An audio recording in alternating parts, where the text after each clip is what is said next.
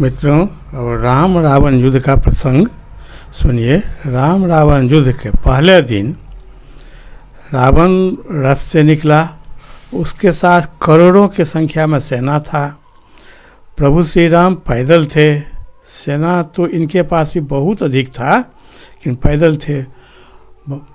तो विभीषण महाराज को बड़ा चिंता हो गया कि रावण तो रथ पर है और प्रभु श्री राम पैदल हैं, दोनों में युद्ध में बराबरी तो नहीं हो रहा है, तो प्रभु राम को दिक्कत न हो जाए। तो विभीषण महाराज श्री राम से जिज्ञासा किए, प्रभु आप पैदल हैं और रावण रथ पर है, तो इससे हमारे मन में संदेह हो रहा है कि आपको दिक्कत न हो। उसके बाद प्रभु ने जो जवाब दिया और पहले दिन का जैसे जो युद्ध हुआ, ये सब कहानी सुनने के लिए वीडियो के अंत तक बने रहें। रावण को जब रथ पर में देखा तो विभीषण महाराज ने प्रभु श्री राम से जिज्ञासा किया कि हे प्रभु, रावण तो रथ पर है और आप खाली हाथ हैं, आपके पाँव में जूता भी नहीं है, कवच भी नहीं है, तो ये बराबरी का युद्ध तो हमको नहीं लग रहा है और इसमें आपको कहीं कोई कठिनाई तो नहीं हो। तो प्रभु श्री राम बड़ा अच्छा जवाब दिए कि महाराज विभीषण, रथ और अस्त्र के बल से युद्ध नहीं जीते जाते हैं। युद्ध जीतने के लिए कुछ और चीज़ की ज़रूरत होती है, शौर्य और धैर्य। इस रथ के हमारे भी पास रथ है जिसका शौर्य रथ समझिए कि रथ का दो पहिया है। सत्य और सदाचार इसकी मजबूत ध्वजा पताका है। बल, विवेक, दम, इंद्रियों का बस में होना, परोपकार, ये चार इसके घोड़े हैं। क्षमा, दया और समता रूपी डोरी इसके रथ के डोरी से जुड़ा हुआ है। ईश्वर का भजन ही रथ को चलाने वाला चतुर सारथी है। वैराग्य ढाल है और संतोष तलवार। दान फरसा है, बुद्धि प्रचंड शक्ति है। श्रेष्ठ विज्ञान कठिन धनुष है। निर्मल, पाप रहित और अचल मन तर्कस के समान है। मन का बस में होना, अहिंसा, यम और शौचालय, ये बहुत सारे बाण हैं। ब्राह्मणों और गुरु का पूजन अभेद्य कवच है। इनके समान विजय का दूसरा कोई उपाय नहीं है। तो प्रभु श्री राम ने बहुत अच्छे ढंग से महाराज विभीषण को समझा दिए और उसके बाद युद्ध शुरू हुआ। तो सर्वप्रथम तो रावण का सेना और बंदर भालू का प्रभु श्री राम का सेना एक दूसरे से मार काट करके भिड़ गए, एक दूसरे को बहुत हताहत करने लगे। रावण के सेना के पास एक से एक अस्त्र शस्त्र था और बंदर के सेना के पास, इनके पास कोई अस्त्र तो नहीं था। इनका नख, मुंह, दांत और पेड़, पहाड़, पेड़, यही सब इनका अस्त्र था। दोनों में भयंकर युद्ध होने लगा। दोनों एक दूसरे को पछाड़ने लगे, ललकारने लगे, खूब चीख पुकार होने लगा। बड़ा भयंकर युद्ध होने लगा। आकाश में खड़ा होकर के सभी देवता लोग इस दृश्य को देख रहे थे कि ये तो बड़ा भयंकर युद्ध हो रहा है। और कुछ ही देर में प्रभु श्री राम का सेना बहुत भारी पड़ गया। राक्षसों सबको मार काट करके सबको फेंक दिया। बहुत सारे राक्षस का वध कर दिया।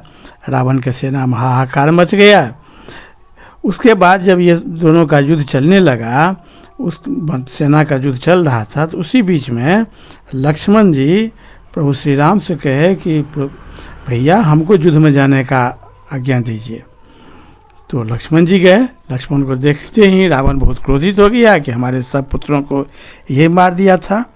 तो लक्ष्मण जी बड़ा धैर्य के साथ युद्ध करने लगे। रावण कोई भी अस्त्र चलाता था, लक्ष्मण जी उसे काट देते थे। रावण का एक भी अस्त्र शस्त्र काम नहीं दिया। एक एक बाण में वो 200 हाथ में धनुष लेकर के 200 धनुष से तीर चलाने लगा कि लक्ष्मण जी के सामने उसका कुछ नहीं चला। सारे उसका अस्त्र शस्त्र विफल हो गया। तो उसके बाद लक्ष्मण जी रावण को भी बहुत घायल कर दिए। रावण मूर्छित हो गया, मूर्छित होकर के पृथ्वी पर गिर गया। उसके बाद जब रावण को पुनः होश आया तो वह समझ लिया कि अब हम लक्ष्मण का पार नहीं पा सकते हैं, यही हमारा वध कर देगा। उसके बाद रावण ने ब्रह्मा जी का दिया हुआ शक्ति उठा लिया और लक्ष्मण जी पर चला दिया, जो लक्ष्मण जी के छाती को भेद दिया। लक्ष्मण जी अचेत होकर पृथ्वी पर गिर गए।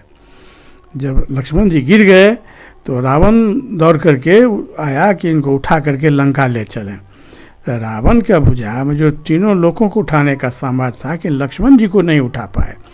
बहुत प्रयास करने के बाद लक्ष्मण जी को ज़मीन से भी जरा सा हिला डुला भी नहीं सके। तो रावण बड़ा हतोत्साह हो गया। उसी बीच में वहाँ पर हनुमान जी पहुँच गए। तो हनुमान जी जब पहुँचे तो रावण पहले हनुमान जी को एक मुक्का मारा। तो हनुमान जी थोड़ा सा तीर मिलाए, घुटना टेक दिए कि गिरे नहीं। तब हनुमान जी को भी क्रोध हुआ, एक मुक्का रावण को मारा। तो हनुमान जी उसमें बेसुद्ध हो गया, बेहोश हो गया। तो बेहोश जो हो गया तो उसका सारथी सब उठा करके उसको दूसरा रथ पर बैठाया और उसको ले जाने लगा अंदर रणभूमि से बाहर। तो रावण तब होश में आ गया तो देखा रावण की हनुमान जी उसको तो बड़ा आसानी से उठा कर लेकर के लक्ष्मण जी को चले गए और वो बहुत प्रयास करके थक गया था। तो इस सबसे रावण बड़ा हतोत्साहित होने लगा। उसके बाद फिर युद्ध शुरू हुआ। तो हनुमान जी जो लक्ष्मण जी को ले गए थे तो वहाँ जाते ही प्रभु श्री राम कहे लक्ष्मण जी से कि लक्ष्मण तू तो तीनों लोगों का भार, संपूर्ण ब्रह्मांड का भार अपने माथे पर में उठाए हुए, तुमको ये सब कोई चीज़ नहीं है। जहाँ की प्रभु श्री राम स्नेहपूर्ण वाणी कहे कि लक्ष्मण तुरंत स्वस्थ हो गया, दौड़ करके आकर के पुनः रावण से युद्ध करने लगे। तो दोनों में बड़ा भयंकर युद्ध हुआ। उसके बाद देवता लोग जो आकाश में देख रहे थे तो वे लोग भी देखे कि रावण के पास तो दिव्य रथ है, अब प्रभु श्री राम पैदल हैं, इनके पास कोई रथ नहीं है। ये बराबरी का युद्ध नहीं हुआ। देवता सब आपस में विचार करने लगे।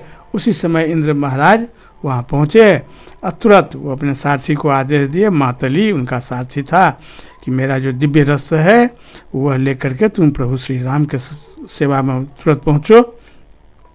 तो मातली जो इंद्र का सारथी था वह इंद्र का दिव्य रथ जो दिव्य धनुषों दिव्य अस्त्रों से भी सुसज्जित था लेकर के प्रभु श्री राम के शरण में आया सेवा में। आते ही मातली ने कहा कि हम आपके सेवा में आए हैं, हमको देवराज इंद्र ने भेजे हैं। तो यहाँ बंदर सेना या राम के मंत्रियों के बीच बहुत सारे खंडन वंडन होने लगा कि युद्ध भूमि में जल्दी किसी पर विश्वास नहीं कर लेना चाहिए। हो सकता है कि यह रावण का ही कोई माया हो, रावण बहुत मायावी है। तो कोई हाँ या कोई ना कहता था। तो अंत में जामवंत बहुत विचारवान थे और विभीषण महाराज भी विचारवान थे। तो वे लोग कहे कि नहीं, ये इंद्र का भेजा हुआ रथ है, ये रावण का कोई माया नहीं है, तो आप ग्रहण कीजिए। विभीषण जी भी जब ये कहे कि ये रावण का माया नहीं है, तो प्रभु श्री राम उस रथ को पर में चढ़ करके युद्ध करने लगे। दोनों में भयंकर युद्ध छिड़ गया। और आगे की कहानी सुनने के लिए पुनः वीडियो के अगली कड़ी की प्रतीक्षा करें। तब तक जय सिया राम, जय बजरंगबली। बहुत बहुत धन्यवाद। कृपया अगली